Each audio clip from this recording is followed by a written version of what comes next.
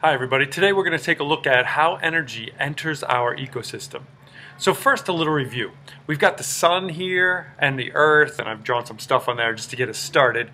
And what I want to show you is that, as we talked about in the very beginning of the year, the sun sends some sun rays down here, some sunlight, onto the earth, and that actually started what we called our weather discussion. And what we had first was we had these weather cycles where warm air would rise up and then it would cool back down and cause these cells, like the Hadley cell that we talked about in September. But then we went further. We started talking about the water cycle. So if we looked at this in terms of water, what's happening is that we actually have evaporation occurring. So here's evaporation of water. And after the water evaporates, it then goes and precipitates back down. And so we get this cycle all over the earth where water is evaporating, coming up, condensing, and then precipitating back. So we've talked about how weather and the water cycle kind of overlap. What powers this water cycle? What powers our weather? Well, it's the energy from the sun. The energy from the sun that's warming up the water, causing it to evaporate. The energy from the sun that's actually warming the air, causing the air to move around, make winds.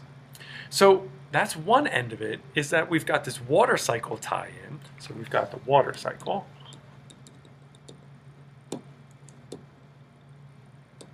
And weather. And the sun is also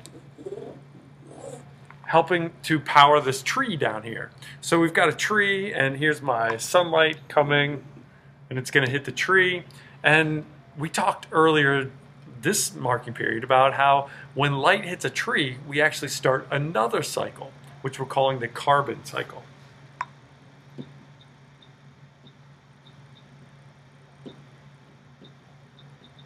And so far in the carbon cycle, what we've talked about is light hits the tree, and the tree spits out oxygen gas.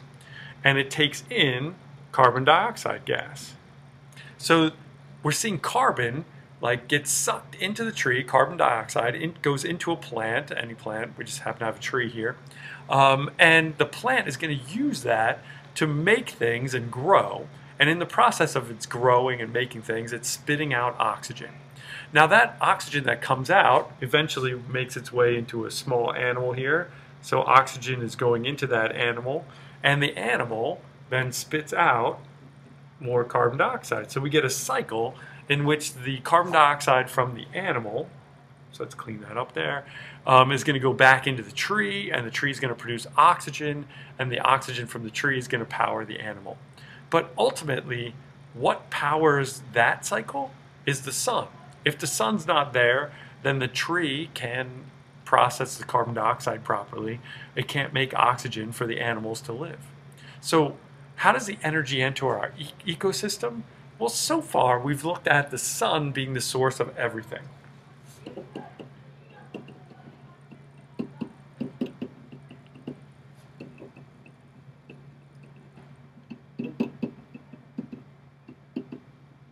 So the sun is the source of the energy on the earth. It powers all the biogeochemical systems.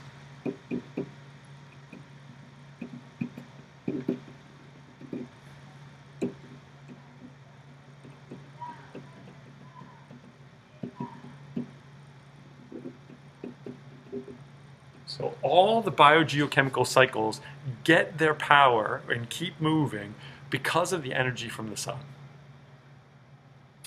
Okay, so that doesn't really answer our question, though, about how the energy actually gets into our ecosystem. Because what's happening is we've got air moving around, we've got water moving around, we've got carbon dioxide, oxygen, all these things are cycling, helping plants to grow, helping animals to live. But how does it actually get into the ecosystem so that we can use it? Because the next question is, does the sun power you?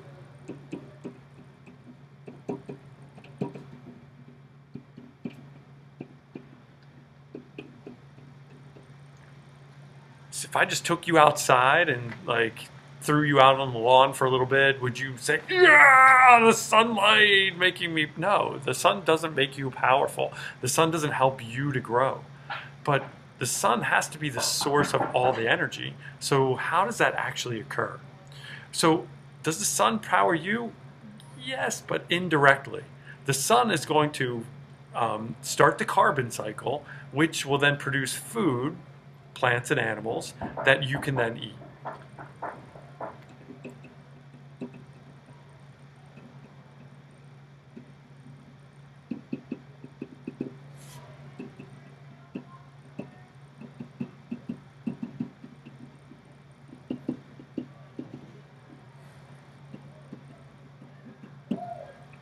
All right.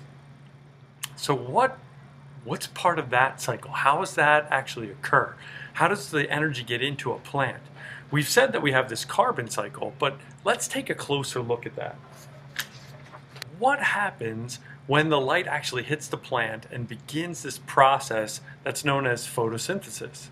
So far we've kind of looked at the macroscopic, where water is coming in through a plant, it's taking it up in the roots, and some of that water actually transpires and goes back into the atmosphere, and we call that part of our water cycle. But some of that water winds up inside the plant, and the plant is going to use it to make things. We need the light from the sun, so the light from the sun's coming in, and we also need carbon dioxide to come into the plant, and the plant's going to use that carbon dioxide to build things. And in that process, it's going to spit out oxygen. And this whole process that looks like the water cycle and the carbon cycle intersecting is called photosynthesis. And in photosynthesis, what we have is a plant taking carbon dioxide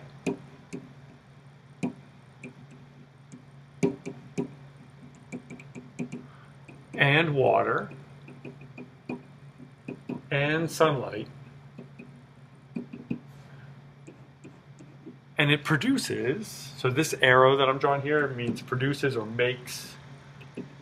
It's going to produce a sugar that's called glucose, and it's going to produce oxygen gas.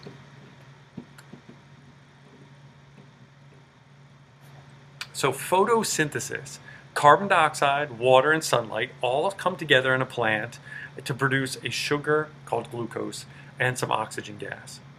Now, photosynthesis, what's kind of a crazy word, what's it actually mean? Well, photo, if we look at that part, just break it in half there, the photo means light.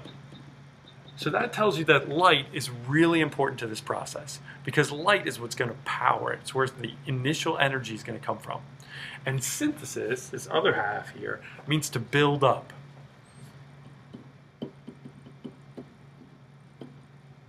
Okay, so if we build up things with light, we are doing photosynthesis. So what is it that the plant is building up?